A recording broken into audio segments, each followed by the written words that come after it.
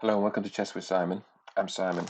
So I managed to bungle it. I talked about most of the games, but I missed 4 of them, which are very interesting. The game with Nigel.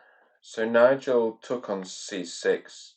It's traditional to take back with the bishop in these positions to A, free up the d7 square for the knight, B, put the bishop on a better diagonal, not double the pawns. So I don't quite know why white feels the need to liquidate that knight. I guess because to stop it to going to d4 probably. Because in the Liam game it goes to d4. So that's why. But you know, black has the 2 bishops. Black has a nice bishop there on c6. It's covering d5, although the pawn would have done too. Black's not quite developed. White's not quite developed. The game goes on. I wouldn't say I'm optimistic, but I'm also not panicking, I think is the general view of things.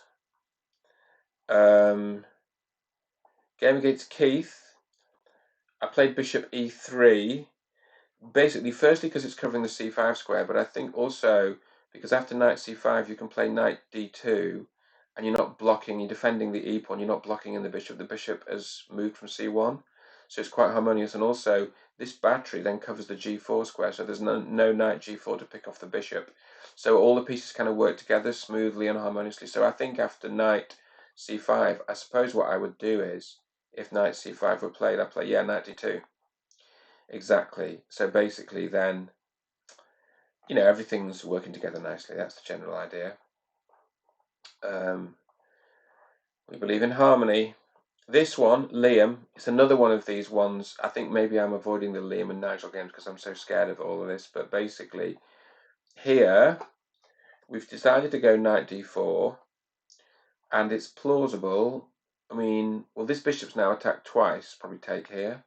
We take with a knight, and then that covers, you know, that increases our control of d4. It's really nice. So we haven't castled yet, but this control of d4 I think is key. I mean, look, we could take there. That's why you need something like queen f2 to stop the fork. And then apparently, well, there's only 5 games, but you know, if you castle, you're kind of okay. That's quite interesting. So we'll see how that goes. And then, what else have we got? This is an interesting one. Against Andrey.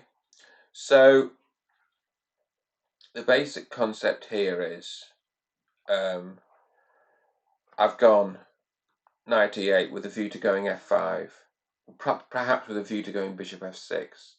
Not really believing I've got some great attack on the king side, just gaining space for the pieces and maybe putting the bishop there to, you know, neutralize that bishop.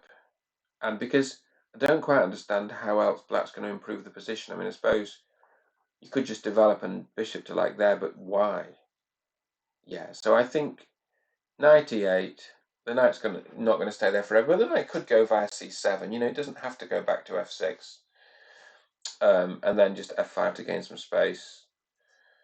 Hopefully that's not too dangerous. Okay, so I think that's all the games.